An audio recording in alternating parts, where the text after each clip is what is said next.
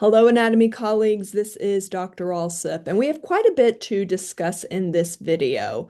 We're going to start with a focus on the movements that are capable at synovial joints, and then we'll talk about some categories, so some types of synovial joints. So much to do, so let's get into it. We have 3 learning objectives to work through, so keep these in mind during our discussions. And before we really get into anything, let's refresh ourselves in terms of anatomical position. So this is that standard position of reference that anatomists and other disciplines use for the description of anatomical structures. So what this means is it doesn't matter, say, if a patient is lying down and if that patient then moves to one side, you will still discuss with colleagues the anatomical structures as if the patient were in this anatomical position to avoid confusion. So with anatomical position, an individual is standing with their head and their eyes facing forward or anteriorly. Their arms will be by their side. And here's the tricky one. The palms are going to be facing forward or facing anteriorly. And this is because this allows for the bones of the forearm to be parallel. So the radius is not crossing over the ulna. So that's not a very typical position. One doesn't usually stand that way, but that helps those anatomical structures to be parallel to one another. The lower limbs are parallel as well, with the plantar surface of the foot firmly on the ground and toes pointing forward. All right, so we keep these in mind. Let's move on to these movements. And we will start with gliding movements because these are generally the simplest and also the smallest or slight movements. So very limited range of motion. There is no significant angulation here, and the articular surfaces of the bones tend to be flat. There may be just a little bit of curvature, but these flat surfaces mean a limited range of motion. So we can generally have small side-to-side movements or back and forth movements allowed. But these small movements at certain joints allows for a wider range of motion at neighboring joints. So while not significant movements, they're very important. So those are gliding movements, but the majority of movements that we think about are what's referred to as angular movements, meaning that there's a change in the angle, either an increase or a decrease between the axes of the articulating bones. Now keep in mind these anatomical planes as we discuss some of the more angular motion. So that's sagittal plane or the frontal coronal plane. Transverse plane doesn't come quite as much when we're talking about it. Starting with flexion and extension, these are opposite movements. So we will have these pairs of antagonistic movements throughout our discussion. So like flexion, extension, abduction, and adduction tend to be opposite movements. And flexion is going to be the decrease in the angle between articulating bones. So you can see in this image here, the decrease in the angle of the neck when we're talking about flexion. Whereas with extension, this is the opposite action. It is an increase in angle between the articulating bones. It often can restore to anatomical position, but sometimes extension can go beyond that point, and that's often referred to as hyperextension. This pair of actions typically occurs in the sagittal plane. Remember, the sagittal plane is a vertical plane that splits the body into right and left parts. Abduction and adduction typically occur in the frontal or coronal plane, which divides the body into front and back halves. Abduction is the movement of the bone away from the midline, and adduction is back towards the midline. And it might be helpful to think that adduction adds, ADD, back to the body or back towards the midline. So add is towards the midline, AB or abduction is away from the midline. Now, if a joint can flex, it can abduct, it can extend, and it can adduct, It is capable of circumduction, which is just a complex and compound angular movement. It is putting these movements together in order to move the distal end of a body part in a circle. So circumduction is a sequence of these actions, or it can be done in the opposite order. Lastly, of the more typical movements is rotation. And I'll stop right here and mention that there are some more specialized movements that we will discuss with specific joints, but the ones I'm describing in this video are the common ones. So rotation is a bone revolving around its own longitudinal axis. An easy to conceptualize example of rotation is turning one's head from side to side. Think of shaking your head no. That's a type of rotation. If it's a ball and socket joint, like the hip or the shoulder, the rotation can be called medial or internal rotation, or lateral or external rotation. So for the femur of the hip joint, with medial rotation, imagine the anterior surface of the femur moving medially. Whereas with lateral rotation, think of that anterior of the surface of the femur moving laterally or externally.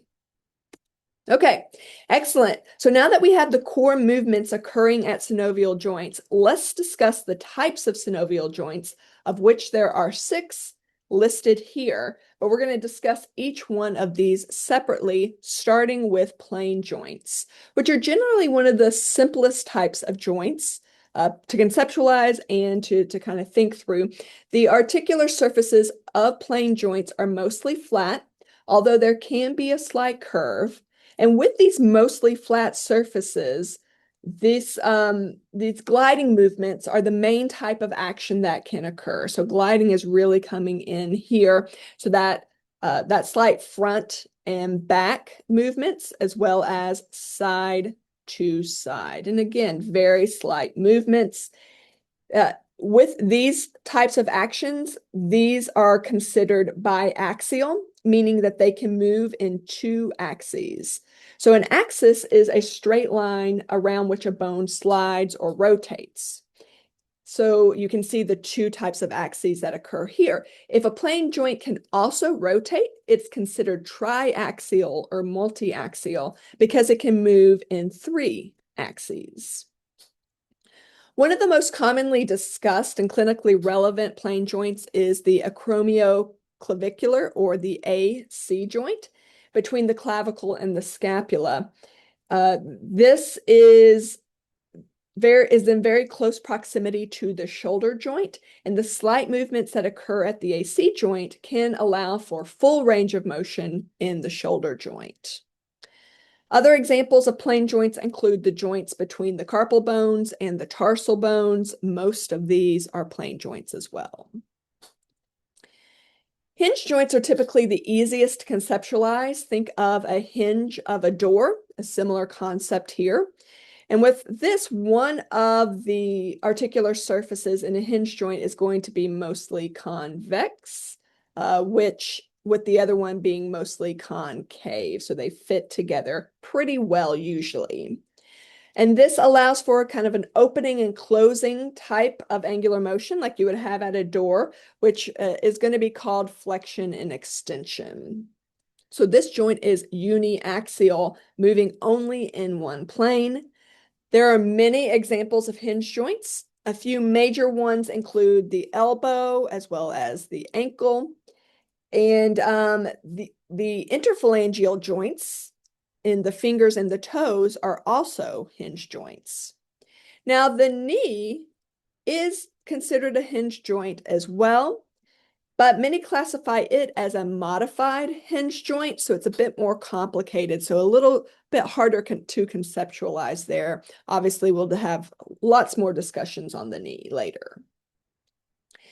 Pivot joints are our big rotational ones. You're going to have a rounded or a pointed surface of one bone of the joint with the other forming a ring around it, often with the help of a ligament. As mentioned, these joints allow rotation and only rotation, so these are uniaxial. The atlantoaxial joint between the first and the second cervical vertebrae is an excellent example of a pivot joint. So you have the first cervical vertebrae, that's going to be the ring, and you were going to have the pointed projection of the second vertebrae, specifically the dens component of the second vertebrae, projecting up. And what you will have here is rotation of the head that allows us to shake our head no or shake our head from side to side. Another example of a pivot joint is the proximal radio-ulnar joint between the proximal portions of the radius and the ulna. The next two types of synovial joints are very similar in the types of actions allowed. So we will start with condyloid joints, which typically have a mostly oval shaped projections, of which one is convex and the other is more concave. These joints are capable of flexion and extension, as well as abduction and adduction. And if you know you're capable of these four types of actions at a joint, you're also capable of circumduction. So this makes the condyloid joints biaxial. The wrist joint or the radiocarpal joint is an example of a condyloid joint. And as mentioned, the saddle joint is very similar to the condyloid joint in terms of types of movements allowed, but generally with a saddle joint, you have a slightly greater range of motion. One of the articular surfaces in a saddle joint is, as the name would suggest, saddle-shaped, and the other articular surface fits into that saddle. The main example of a saddle joint is the first carpometacarpal joint of the first digit or the thumb. Last but not least, we have ball and socket joints, which come in as our multi-axial joints. And these are our most movable joints, so capable of flexion and extension, abduction and adduction, and then, of course, with that, you have circumduction. But they're also capable of rotation, specifically that medial and lateral rotation. So this makes these joints the most freely movable of our freely movable synovial joints. This category is really well named because one of the articular surfaces is going to be very ball-shaped, fitting into a socket.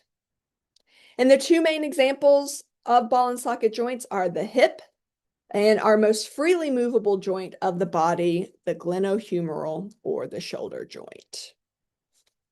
Excellent. That was a lot of content. So give yourself time to review and gauge your knowledge, and we can work through this practice question together. Movement away from the midline in the frontal or coronal plane is which type of angular movement? So pause, think about it, and let's look at this stem together. So a few things stand out to me. Away from the midline, and then frontal or coronal plane. So if we're looking at this particular part of the stem, frontal or coronal plane should help. And with this one, we should know that typically abduction and adduction will occur in the frontal or coronal plane. So we can mark off the other ones here. Circumduction is too complex. It has multiple planes by which that happens. And then flexion and extension, that typically occurs in the sagittal plane. So now we are down to abduction and adduction. And with away from the midline, we should know that we should be focusing in on A being the correct answer, or abduction. Adduction is back towards the midline. Think adding back to the body. So A is the correct answer here. Excellent. Thank you so much for your time and attention.